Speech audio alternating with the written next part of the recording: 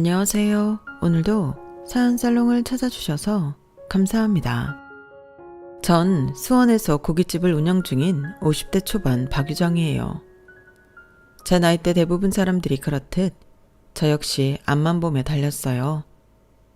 남부럽지 않은 재력을 갖춘 건 아니지만 남에게 손가락질 받을 일 안 하고 살았다는 게 큰 자부심이죠.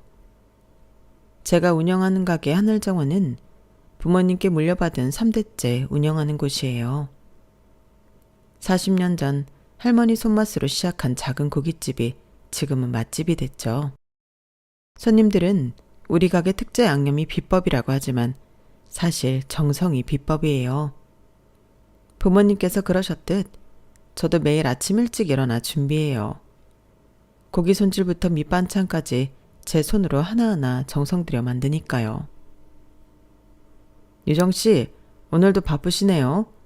저번에 제가 데려온 거래처 분들이 여기 고기 맛있다고 또 오자고 난리예요.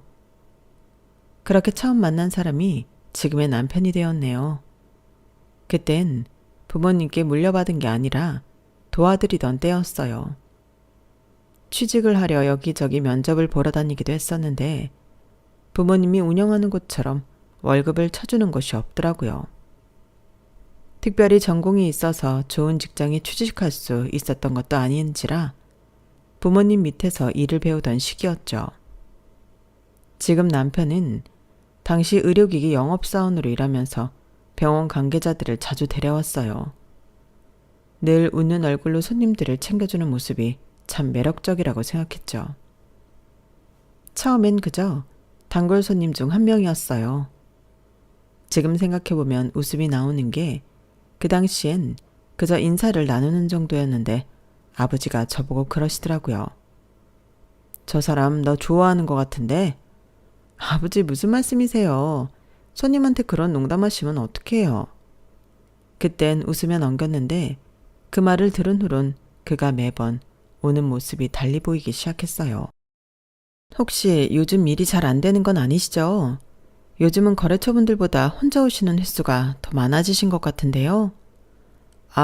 그게 제가 여기 고기가 정말 맛있어서요. 눈을 마주치지 못하고 얼굴이 빨개지던 그 모습이 아직도 생생해요.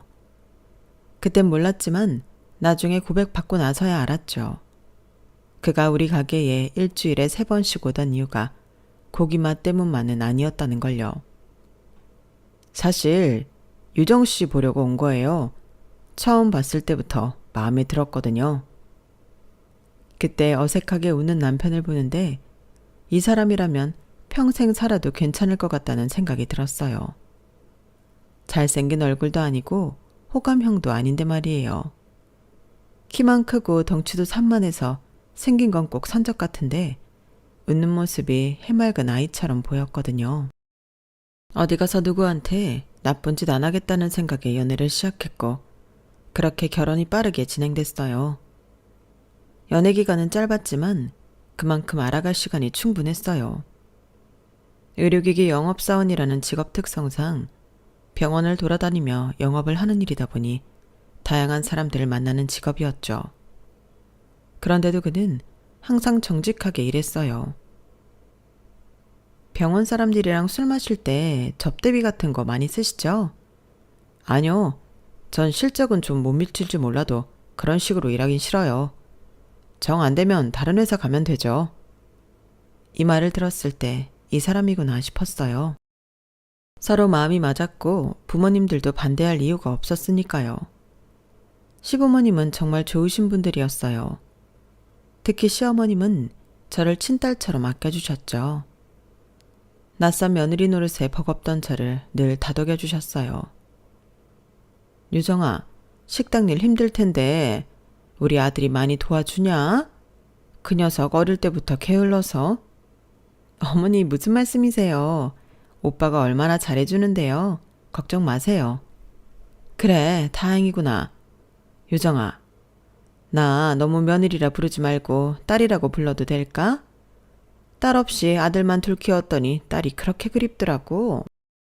어머님은 정이 많은 분이었어요.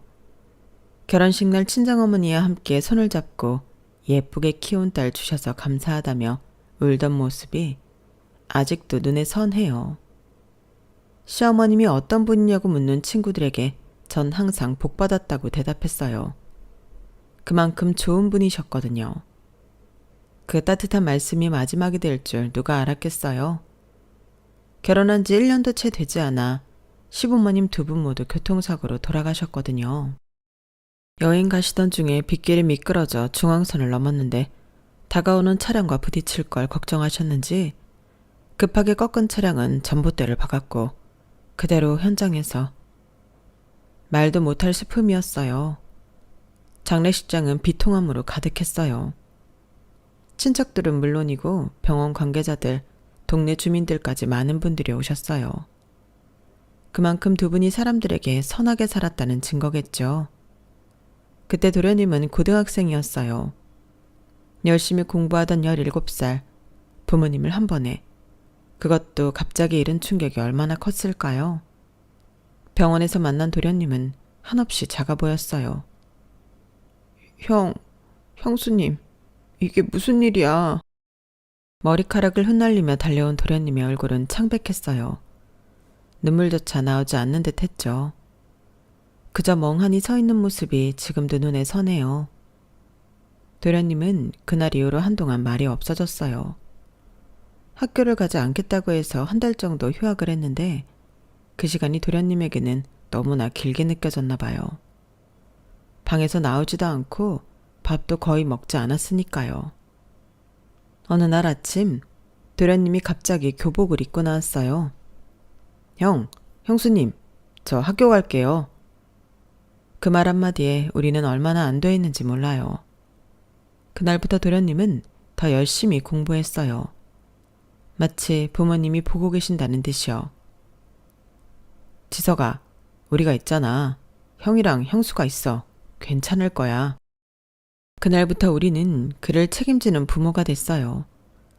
저와 남편은 30대 초반으로 결혼해서 아직 자식도 없는데 갑자기 부모 역할을 맡게 된 거죠.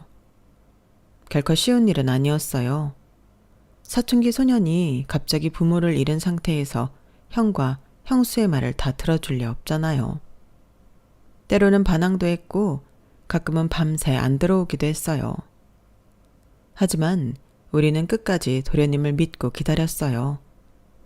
그게 부모의 역할이라고 생각했으니까요. 도련님은 방황하는 것 같더니 어느 순간 학업에 매진하더군요. 마치 그것만이 자신의 존재의 이유인 것처럼요. 우리가 걱정될 정도로 자신을 몰아붙이는 모습이 안쓰러웠어요. 지석아, 이제 좀 쉬지 그래. 며칠째 제대로 잠도 안 자고. 괜찮아요. 공부해야 돼요. 부모님이 바라셨던 대로 좋은 의사가 되려면 더 열심히 해야죠. 사실 시부모님이 도련님이 의사가 되길 바라셨다는 말은 들어본 적 없어요. 그저 도련님이 자기 스스로 목표를 세우고 그것을 향해 달려가는 것 같았죠. 어쩌면 부모님이 갑자기 돌아가신 일이 도련님에게는 충격과 동시에 삶의 목표를 확고히 하는 계기가 된 건지도 몰라요. 내가 의사였다면 부모님을 살릴 수 있었을까라는 생각이 그의 마음 깊은 곳에 자리 잡은 것처럼요. 그렇게 세월이 흘렀어요. 도련님은 우수한 성적으로 대학교에 입학하고 졸업 후 인턴, 레지던트를 거쳐 유명 대학병원 외과 의사가 됐죠. 그렇게 시간이 흐르는 동안 저희 부부는 아이를 낳지 못했어요. 병원도 다녀봤지만 여러 이유가 있었죠. 처음엔 서운했지만 나중엔 도련님이 우리의 아들이라는 생각으로 위안을 삼았어요. 그래서 더 도련님에게 모든 정성을 쏟았는지도 몰라요. 지석아, 이제 나이도 적지 않은데 결혼은 언제 할 거니? 형, 그런 말 자꾸 하지 마세요. 저 아직 교수 되기 전엔 생각 없다고 했잖아요. 결혼 얘기만 나오면 토라지던 도련님이었어요. 저와 남편은 속으로 얼마나 걱정했는지 몰라요. 나이 30 넘어 40이 다 되어가는데도 연애 한번 제대로 안 하는 것 같더라고요. 가끔 소개팅도 시켜봤지만 번번이 실패했죠. 유정아, 지석이 걱정돼. 벌써 39인데 아직도 저러고 있어. 나도 그래. 근데 우리가 뭐라고 해도 소용없을 것 같아. 부모가 아니니까 자칫 잔소리로 들릴 수도 있고. 저희는 가슴 졸이며 지켜볼 수밖에 없었어요. 가끔 우리가 부모 노릇을 제대로 못해서 그런가? 부모님이 살아계셨다면 더 잘 설득하셨을까 하는 생각이 들 때도 있었어요. 그래도 도련님이 자기 길을 열심히 가는 모습이 대견하고 자랑스러웠어요. 그런데 어느 날 갑자기 도련님이 전화를 했어요. 평소와는 달리 목소리가 들떠 있었어요. 형수님, 이번 주말에 시간 있어요? 소개할 사람이 있는데. 뭐? 정말? 누구? 같은 병원에 근무하는 의사예요. 결혼하고 싶은 사람. 같이 저녁 먹어요. 얼마나 놀랐는지 몰라요. 평소 결혼 얘기만 나와도 화내던 사람이 갑자기 여자친구를 소개한다니. 그것도 같은 의사라니. 기대와 설렘으로 주말을 기다렸죠. 안녕하세요. 지석 씨한테 말씀 많이 들었어요. 처음 만난 예비동서는 예상과 달리 조금 차가운 느낌이었어요. 미소는 짓고 있었지만 눈빛이 웃지 않는달까? 그래도 도련님이 좋아하니 좋은 사람이겠거니 생각했죠. 서로 다른 성격이 만나면 더 좋은 부부가 된다고들 하잖아요. 도련님이 워낙 묵묵하고 진중한 성격이니 예비동서가 활발하고 명랑할 거라 기대했는데 의외로 비슷한 성격이라 놀랐어요. 어서 와요. 안 그래도 도련님이 결혼하고 싶은 여자 생겼다고 말했을 때 얼마나 놀랐다고요. 교수 되는 게 꿈이라고 교수 되기 전까진 연애도 안 한다고 해서 얼마나 걱정했는데. 형수님, 그건 이 사람 만나기 전의 얘기죠. 그렇다고 저 교수 포기한 거 아니니까 걱정 마세요. 아셨죠? 도련님이 예비 동서의 손을 꼭 잡고 말하는 모습이 참 보기 좋았어요. 20년 가까이 함께 지내면서 도련님이 누군가에게 이렇게 애정을 표현하는 모습은 처음 봤거든요. 그 순간만큼은 예비 동서에 대한 어색함도 있고 그저 기뻤어요. 정말 고마워요. 결혼 생각 없던 우리 도련님 결혼한다 마음 잡게 만들어주고 하고 싶던 꿈도 계속 꾸게 만들어주고. 이런 걸 두고 천생연분이라고 하나 봐. 그치? 이제 죽어도 여한이 없다. 당신은 이 좋은데 왜 죽는다는 소리를. 아니, 그렇잖아. 부모님 사고로 돌아가시면서 막내 눈에 밟혔을 텐데 지 좋은 공부한다는 걸 우리가 막지 못하니 결혼하라고 독촉도 못하고. 당신한테 말은 안 했지만 내가 얼마나 마음 졸였다고. 그런데 이렇게 근사한 재수 씨를 데리고 오다니 난 정말 오늘 죽어도 여한이 없어. 저희는 정말 기뻤어요. 드디어 도련님이 가정을 꾸릴 수 있다는 생각에요. 하지만 예비동서는 어딘지 모르게 계속 자리에서 불안해 보였어요. 도련님이 화장실에 간 사이 저는 예비동서와 조금이라도 더 친해지고 싶어 말을 걸었어요. 아, 미안해요. 사람 불러놓고 너무 우리끼리만 얘기했죠? 혹시 불편해요? 네? 아니요. 아까부터 자꾸 두리번거리길래 혹시 화장실 가고 싶어서 그래요? 여자 화장실은 저쪽이에요. 네? 아니에요. 괜찮아요. 그때는 몰랐어요. 예비 동서가 우리 고깃집에 앉아있는 것 자체가 불편했다는 걸요. 나중에 생각해보니 처음부터 신호가 있었던 거죠. 고기를 별로 먹지 않는다던가 자꾸 창문 쪽을 보며 환기가 잘 되는지 묻는다든가. 하지만 그때 그전 자리가 자리인 만큼 긴장돼서 그럴 거라고 생각했을 뿐이었어요. 그런데 같이 지내보니 저처럼 남들에게 피해 안 주고 사는 걸 당연하게 생각하는 사람만 있지 않다는 걸 새삼 알게 되었네요. 장사하는 사람이 설마 나이 50 넘어 그걸 처음 알았냐고 하실 수 있지만 손님으로 만나는 것과 가족으로 만나는 건 전혀 다르다고 미리 말하고 싶은 심정이에요. 어릴 때부터 고깃집 운영하는 부모님 밑에서 자라 술 드시고 실수하시는 분들, 아니 맨정신에도 뭐 하나라도 더 서비스 받으시려는 분들 보면서 세상이 호락호락하지 않다는 걸 왜 몰랐겠어요. 그래도 그건 남이니까 그럴 수 있다고 생각했던 것 같아요. 가족은, 주변 지인은, 친구는 내가 원해서 나와 결이 맞는 사람들과 어울리니까요. 그런데 한 치 건너 두 치라고 남편과 서방님, 아니 정확히 동서는 또 다른 가족이 아닌 가족이더라고요. 설마 했는데 한번 제대로 뒤통수 맞고 나니까 이건 인간이 아니구나 확실하게 깨달았죠. 지금 생각해도 어이가 없어요. 배울 만큼 배운 사람이 어찌 그리도 철이 없는지. 처음부터 그런 사람이었는데 어쩌면 저는 가족이라는 테두리에 쌓여 잘못 본 거라고 생각하고 싶었는지 모르겠네요. 도련님과 예비동서의 결혼식은 예상보다 빨리 진행됐어요. 만남을 가진 지 반년 만에 서둘러 결혼을 하더라고요. 그때만 해도 저는 행복했어요. 시부모님 일을 겪고 나서 한참 힘들었던 도련님이 제 발로 가정을 꾸리고 행복해하는 모습을 보니 정말 다행이라고 생각했거든요. 그동안 형수 노릇을 넘어 엄마 노릇까지 겸하면서 키운 도련님이 이제 제 손을 떠나 새로운 가정을 꾸린다는 게 시원섭섭하기도 했지만요. 결혼식 날 사람들은 신부 쪽이 많이 왔다고 했어요. 그도 그럴 것이 동서와 동선의 부모님이 의사이다 보니 대학병원 원장님부터 의사협회 회장님까지 제가 봐도 내노라 하는 분들이 많이 오셨더라고요. 저는 약간 긴장되기도 했지만 그래도 도련님이 좋은 가문에 들어간다는 생각에 기뻤어요. 형수님, 사진 찍으러 오세요. 가족 사진이요. 도련님이 부르길래 신랑 신부 부모님들 옆에 가서 섰는데 동서 어머님이 살짝 눈살을 찌푸리시더라고요. 아, 가족 사진은 부모님들하고만 찍죠? 형님은 친구분들하고 찍으시면 될 것 같은데. 그때는 별 생각 없이 아, 네, 그럴까요? 하고 물러났는데 지금 생각해보면 그때부터 미묘한 신호가 있었던 거예요. 저와 남편은 도련님에게 부모 역할을 해왔는데 결혼식에서는 진짜 가족이 아니라는 느낌을 받았달까요? 아무튼 결혼식은 잘 마쳤고 신혼여행까지 다녀온 두 사람은 서울 강남에 신혼집을 차렸어요. 의사 부부다 보니 병원과 가까운 곳으로 정했다고 하더라고요. 수원에서 서울까지는 좀 거리가 있지만 그래도 자주 보자고 약속했죠. 그리고 첫 명절이 다가왔어요. 설날이었는데 아무래도 저희 집에서 차례를 지내야 했어요. 시부모님 제사를 지내는 곳이니까요.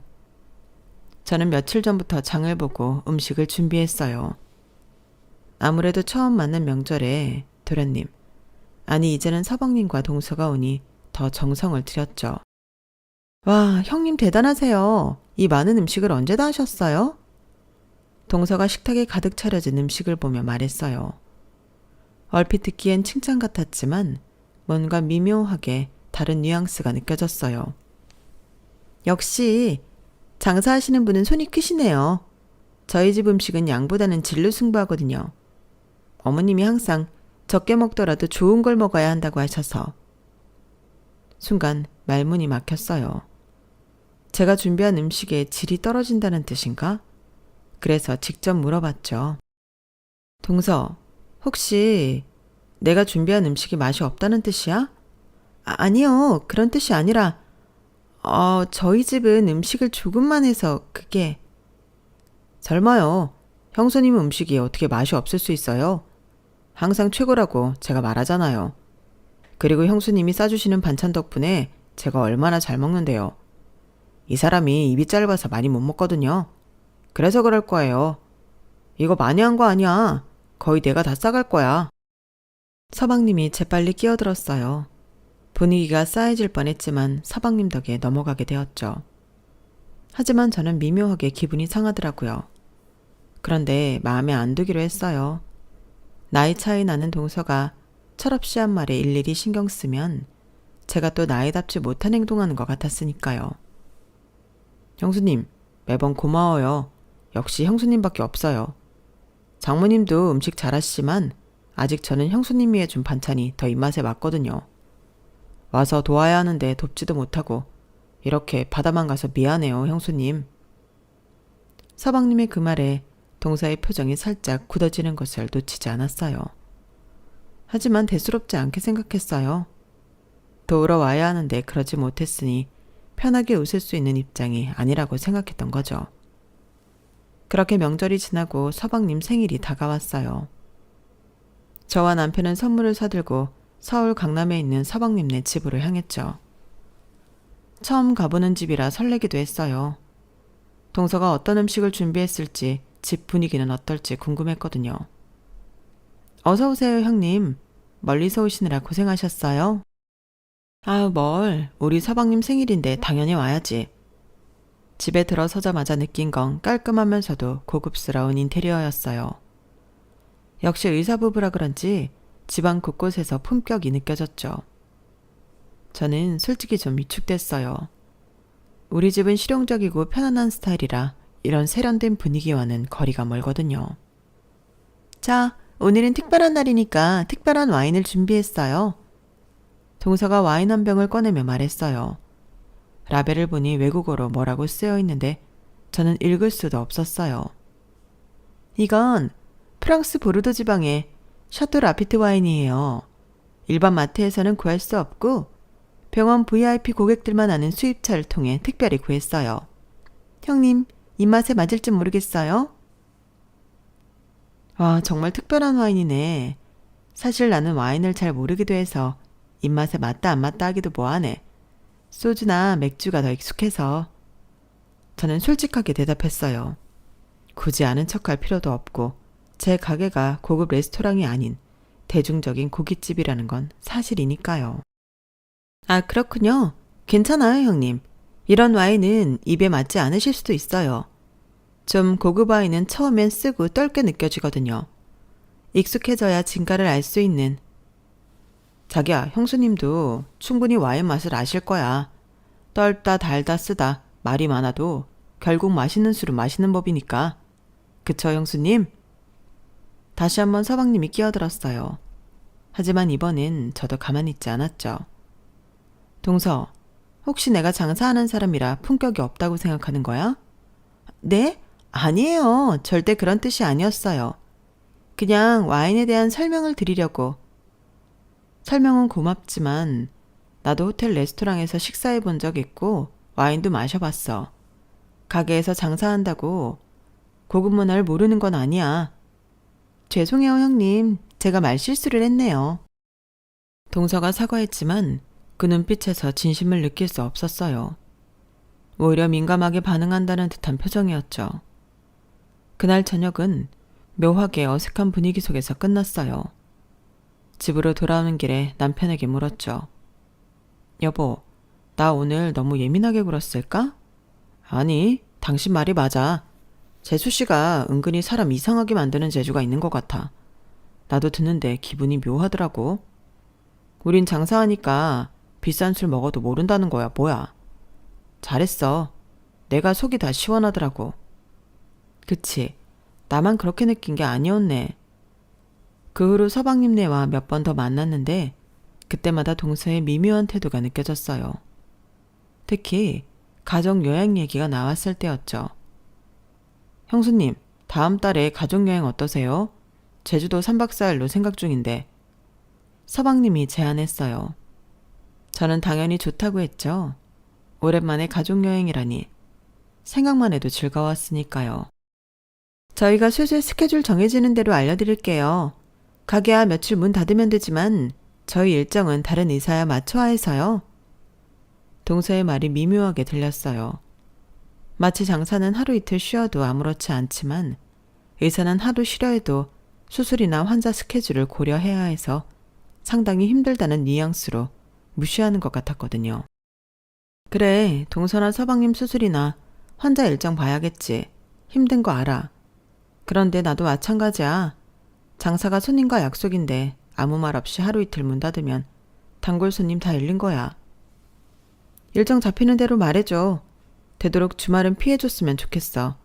이왕이면 금요일보단 월요일 쉬는 게 더 좋고. 주방장한테 맡기고 가더라도 손님 많은 날은 내가 있어야 마음이 편하거든. 아, 네, 그렇군요. 일정 잡히는 대로 알려드릴게요. 하루 이틀 문 닫는다고 큰일 날 줄 몰랐네요. 그날 이후로 여행 계획은 흐지부지 됐어요.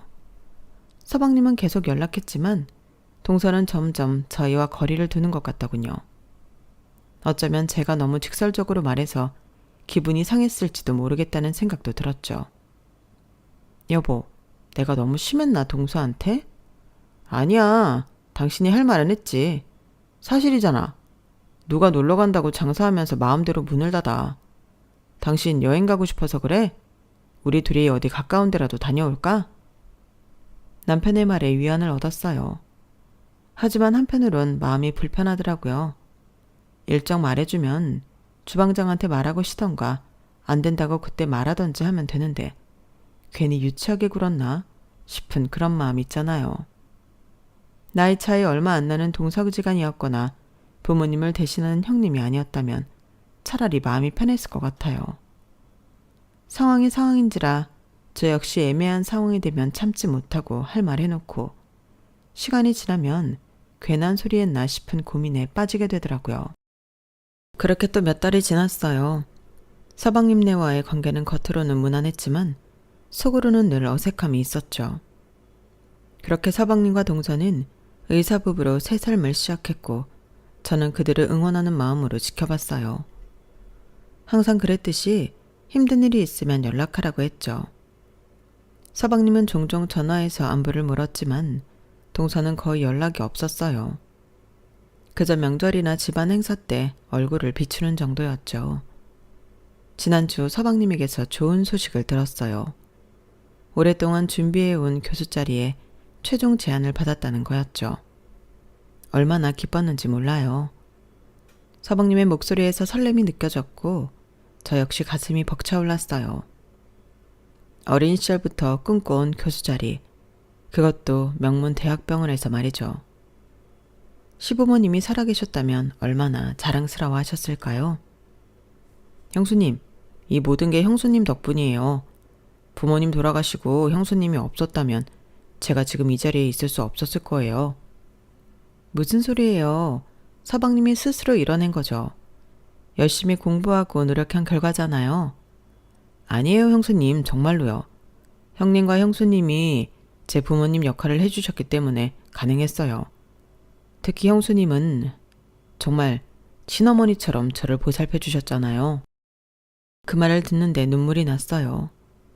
부모님의 빈자리를 채워준다는 게 얼마나 어려운 일인지 또 얼마나 보람된 일인지 새삼 깨달았죠.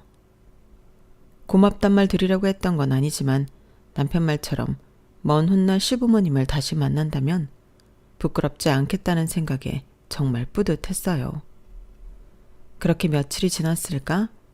평범한 화요일 오후였어요. 주방에서 저녁 준비를 하는데 갑자기 전화가 왔어요. 동서였죠.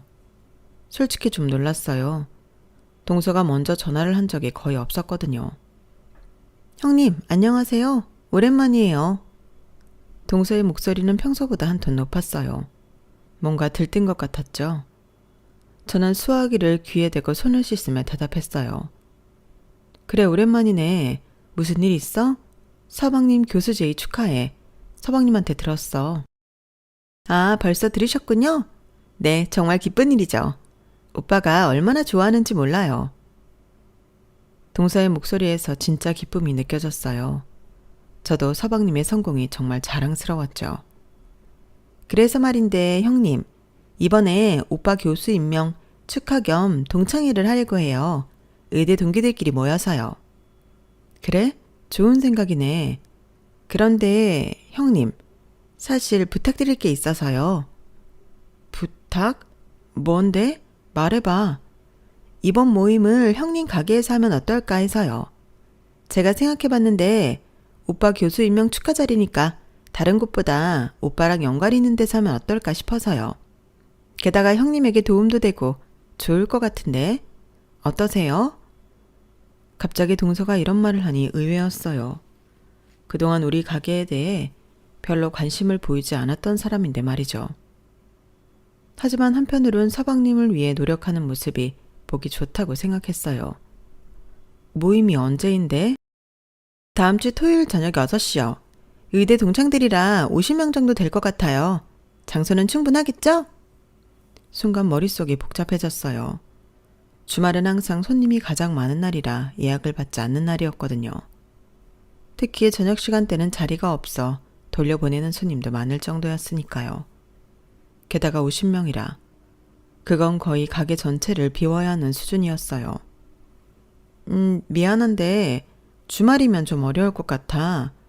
단골 손님이 많은 편이라 누군 예약 주고 누군 안 해주면 말들이 많아서. 주말에는 원래 예약을 안 받거든. 평일로 바꿀 수는 없을까? 그게 다들 의사다 보니 평일에는 모이기 힘들어요. 주말 아니면 거의 불가능해요. 형님, 한 번만 특별히 봐주시면 안 될까요? 다른 날도 아니고 오빠 교수직 축하로 동기들이 모이자는 건데 어떻게 안 되나요? 일반 모임도 아니고 서방님 승진 축하를 위해 모인다는 말을 들으니 망설여지더라고요. 돕고 싶은 마음도 컸죠. 글쎄, 그날 오시는 손님한테 죄송한데 멀리서 일부러 주말에만 오시는 분들도 계신데 정말 죄송해요 형님. 제가 너무 큰 부탁을 드리는 거죠. 저는 형님이 오빠한테 잘해주셔서 그런 건데 형님이 곤란하시면 어쩔 수 없죠. 친구들 모인 자리에서 형님 덕분이라고 감사 인사도 드리고 싶었는데. 동서의 말의 순간 무슨 의미가 있나 싶었지만 진심으로 서방님을 축하하고 싶은 마음이 컸어요. 그리고 형님으로서 동서와의 관계도 좀 더 가까워질 수 있는 기회라 생각했죠. 알았어. 어차피 서방님 좋은 일인데 그날은 예약을 받지 않을게. 날짜랑 시간 정확히 알려줘. 정말요? 형님 정말 감사합니다. 다음 주 토요일 저녁 6시에 시작하려고 해요. 50명 정도 될 것 같아요. 그래 알았어. 다른 손님들에게 미리 공지하고 준비할게. 특별한 메뉴가 필요하면 미리 말해줘. 네, 형님이 잘해주시는 소고기 특선으로 준비해주시면 돼요. 고마워요 형님. 형님네 고기 맛있으니까 다들 좋아할 거예요. 그래, 생각해줘서 고마워. 토요일 날 보자. 네 형님 들어가세요. 전화를 끊고 나서 바로 주방장과 직원들을 불러 모았어요. 다음 주 토요일 저녁 예약 상황을 설명하고 특별 메뉴와 추가 인력 필요성에 대해 의논했어요. 토요일은 원래 예약을 받지 않는 날이라 직원들도 조금 당황했지만 가족 일이라고 하니 다들 이해했죠. 그날부터 준비가 시작됐어요. 50명을 위한 고급 소고기를 미리 주문하고 특별 메뉴를 구상하고 그날 필요한 직원들을 추가로 고용했어요. 한 번에 많은 인원을 챙기려면 일손이 부족할 것 같았거든요. 모자르지 않게 넉넉하게 주려면 평소보다 더 많은 식재료를 준비해야 했고 가게 구조도 50명이 함께 앉을 수 있도록 재배치했죠.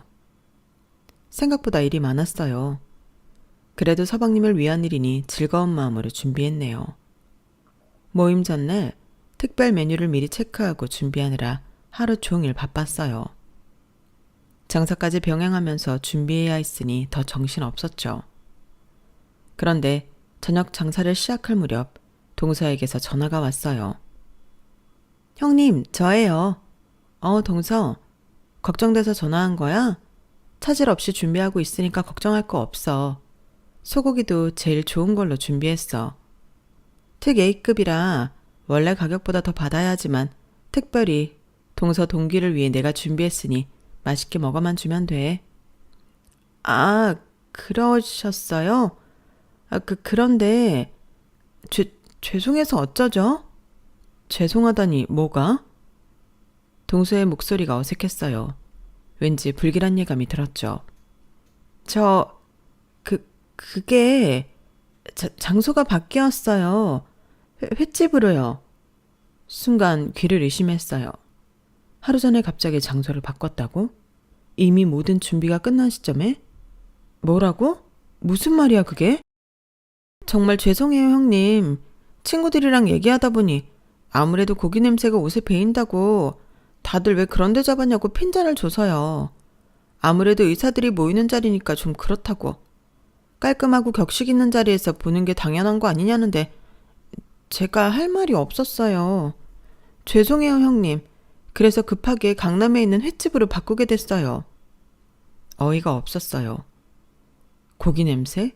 의사들이 모이는 자리? 마치 제 가게가 격이 떨어지는 것처럼 말하는 느낌이었어요. 그리고 이미 모든 준비를 다 했는데 특별 주문한 고기, 추가 고용한 직원들, 손님들에게 미리 공지한 휴업. 모든 게 물거품이 됐어요. 동서, 지금 농담하는 거지? 우리가 얼마나 준비했는지 알아? 이미 특별 메뉴 재료도 다 들여놨고 내일 예약한 손님들도 다 돌려보냈어. 이게 무슨 짓이야? 형님, 화나시는 거 충분히 이해해요.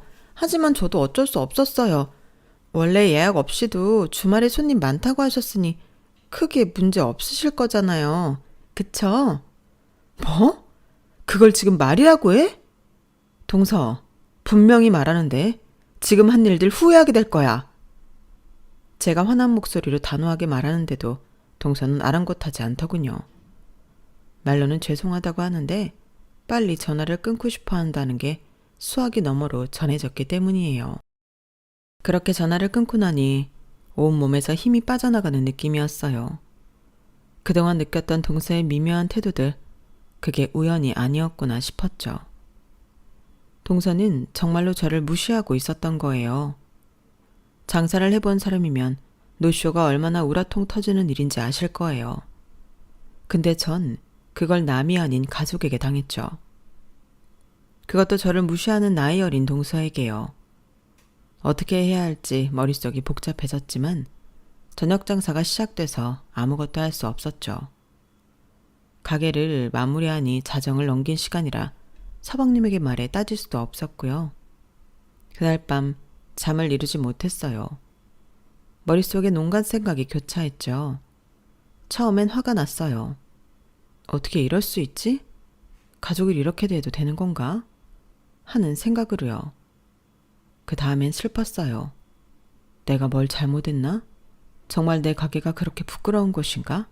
하고요. 그렇게 뜬 눈으로 밤을 지샜네요. 그날 아침은 평소와 다를 것 없이 가게 오픈 준비로 바쁘게 시작됐어요. 주방에서 밑반찬을 손질하는데 가슴 한켠이 무거웠죠. 어제 동서의 전화로 인해 밤새 잠을 설친 터라 눈이 부어 있었는데 남편은 평소보다 조심스럽게 대해주는 게 느껴졌어요. 아침을 대충 먹이고 보내고 나니 마음이 더 복잡해지더군요. 주방에서 칼질하고 있는데 종업원이 주방 입구에서 머뭇거리며 서 있는 게 보였어요. 사장님, 손님이 오셨는데요. 지금 장사 준비 중이라 손님 응대하기 어렵다고 말해줘. 아직 오픈 전이잖아. 그게 손님이 아니라 사장님 동서라고 하시는데. 순간 손이 들고 있던 칼을 도마에 내려놓았어요. 동서가 여기 왔다니. 예상은 했지만 생각보다 빠르게 움직였다 싶었어요. 점심 오픈까지 1시간도 안 남았으니 마무리를 지어야겠다 싶더라고요. 어디 있어? 홀에 앉아 계세요. 주방 앞치마를 벗으며 홀로 나갔어요. 아직 문도 열지 않은 가게 안 구석 테이블에 동서가 앉아 있었어요. 놀랍게도 평소와는 달리 화장기 하나 없는 얼굴이었고 부어 있었어요. 그 모습에 순간 당황스러웠지만 어제 일을 생각하니 냉정하게 말이 나가더라고요. 가까이 다가가 동서 앞 테이블에 섰어요. 앉으려는 생각도 없었죠. 무슨 일이야? 난 지금 장사 준비 중이야. 차갑게 말했어요. 더 이상 친절하게 대할 이유가 없다고 생각했으니까요. 형님, 정말 죄송합니다. 동서는 떨리는 목소리로 말했어요. 하지만 저는 표정 하나 바꾸지 않았죠. 곧 점심 손님들이 오실 시간이야. 할 말 있으면 빨리 하고 가. 형님, 제가 어제 정말 잘못했어요. 제 생각이 짧았어요. 그래서 형님이 준비하신 모든 비용 계산하려고 왔어요. 동서는 떨리는 손으로 지갑에서 카드를 꺼냈어요. 마치 이 자리를 빨리 벗어나고 싶은 듯한 표정이었죠. 좋은 소고기 준비하셨다고 하셨잖아요. 원래 가격보다 비싸다고 하셨으니까 그거 다 포함해서 계산할게요. 얼마예요? 그 말을 듣는 순간 더 화가 났어요. 마치 돈만 주면 모든 게 해결된다는 태도 같았거든요. 동서, 돈 문제가 아니잖아. 그래도 먹지도 않는 음식값을 왜 내려고 해? 그만하고 돌아가. 이러다 영업방해로 신고할 수도 있어. 주방에서 직원들이 힐끔힐끔 이쪽을 쳐다보는 게 느껴졌어요. 하지만 그냥 무시했죠. 형님 제발요. 이것만이라도 해결하고 가게 해주세요. 해결? 뭘 해결한다는 거야? 돈이면 다 되는 거야? 정말 그렇게 생각해? 그때 동서가 갑자기 자리에서 일어나더니 제 앞에 무릎을 꿇었어요. 식당 바닥에 말이죠. 저는 순간 너무 황당해 말을 잇지 못했어요. 형님, 살려주세요. 제발요. 동서의 행동에 주변이 순식간에 조용해졌어요. 주방 직원들도 홀 청소하던 아르바이트생도 모두 멈춰 서서 우리를 쳐다봤죠. 뭐? 무슨 말을 하는 거야? 일어나. 사람들이 다 보고 있잖아. 내가 뭐라고 동서를 살리고 말고 한다고 그래? 사람 살리는 건 의사인 동서가 잘하는 거 아니었어? 오빠가 형님께 사과하고 용서받지 않으면 이혼하겠다고 했어요. 제발 형님, 저 좀 용서해 주세요. 동서가 찾아온 이유를 이실직고 하자 아침 일이 떠올랐죠.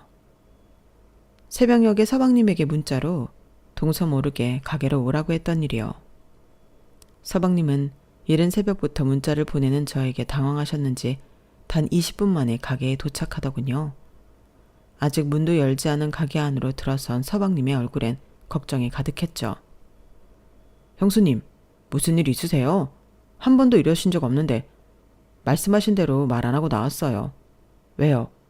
그 사람 알면 안 되는 무슨 일이라도 있는 거예요? 형한테 무슨 일 생겼어요? 저는 곧장 본론으로 들어갔어요. 더 이상 이 상황을 끌고 가기 싫었으니까요.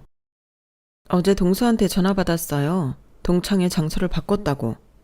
네? 동창회요? 몰랐어요. 지난주에 동서가 전화해서 서방님 교수 축하 겸 의대 동창회를 우리 가게에서 하고 싶다고 했어요. 50명이나 온다고 해서 토요일 장사를 포기하고 준비했는데 어제 갑자기 횟집으로 바꿨다며 전화가 왔어요. 이유는 고기 냄새가 옷에 배서라고요. 서방님의 얼굴이 순식간에 굳어졌어요. 눈동자가 흔들리더니 고개를 푹 숙였죠. 말도 안 돼요. 그게 무슨 고기 냄새가 배은다고 취소하다니 저는 모르던 일이에요. 정말 그 사람이 그랬어요? 서방님, 제 성격 몰라요? 제가 이런 걸로 거짓말할 사람으로 보였어요? 아니요, 형수님.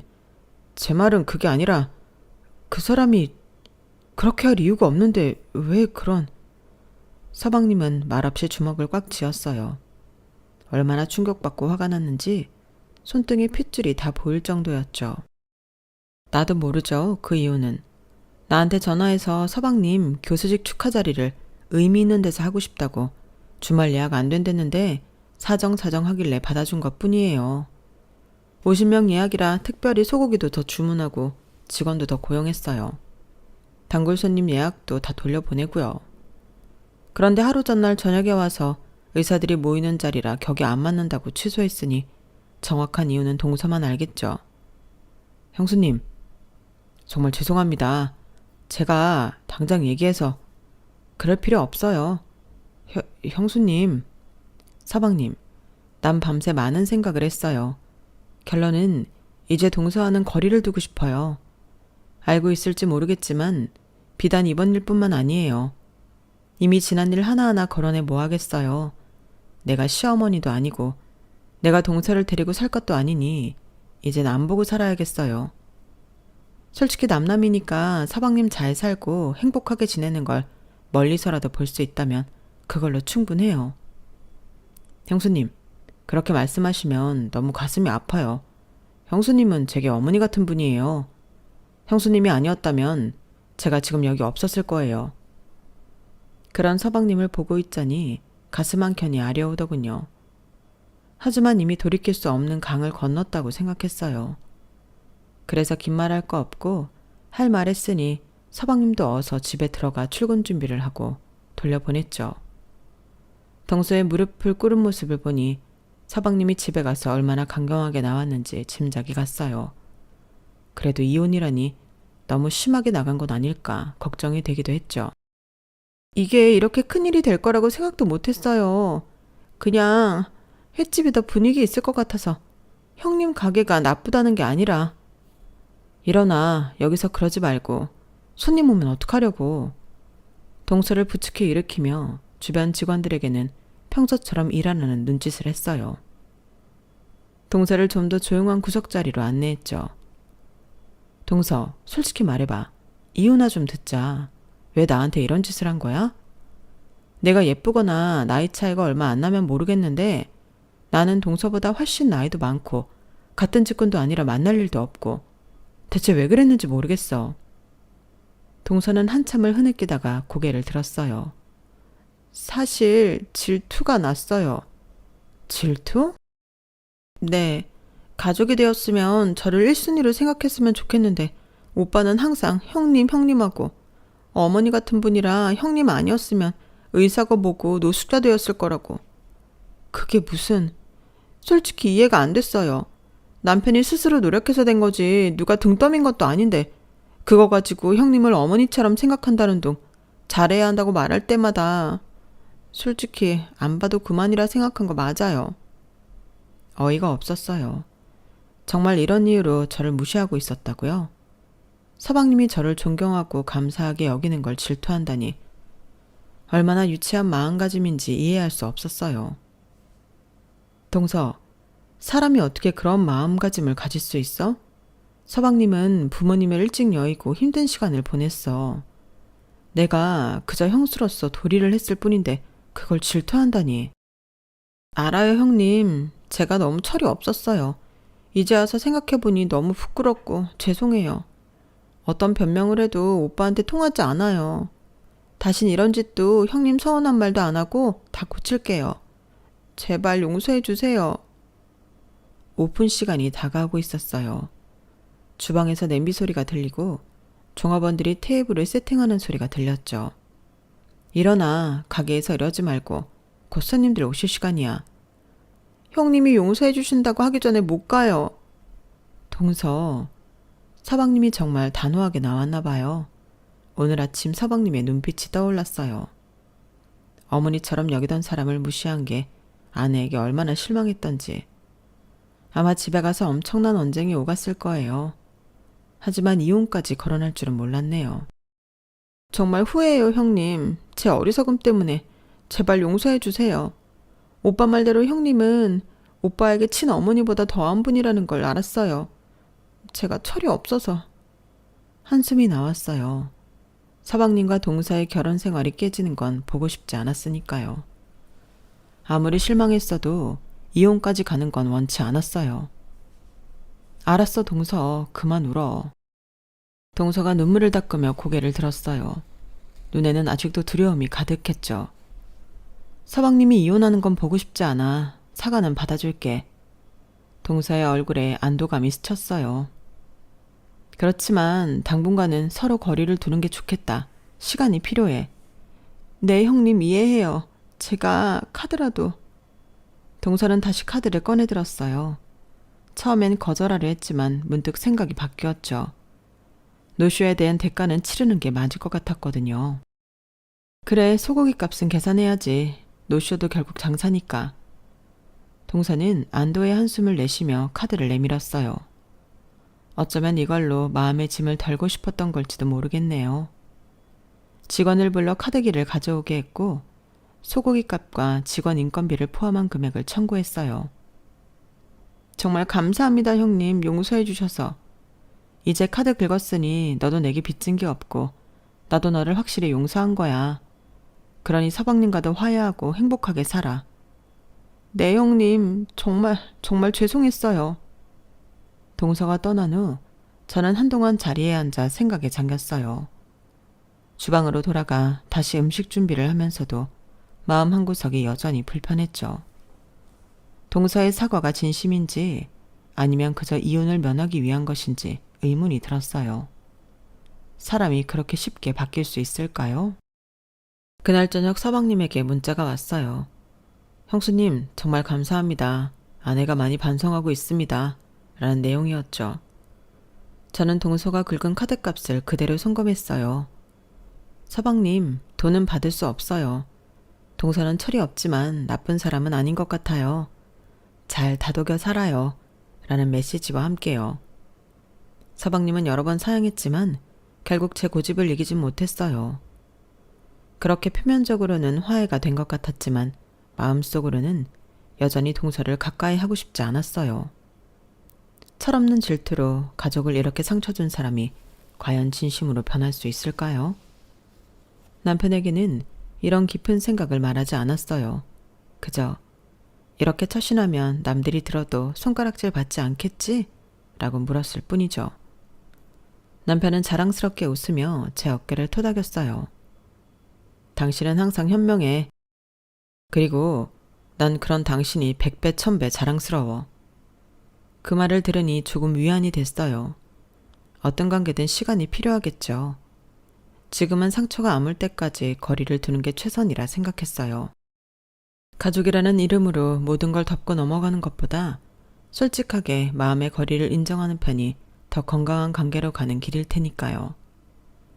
제 이야기는 여기까지입니다. 들어주신 분들 오늘 하루도 행복하세요. 여러분, 사연 댓글에 응원과 현명한 조언 부탁드려요. 좋아요와 구독은 저에게 큰 힘이 됩니다. 오늘도 좋은 일 가득하세요.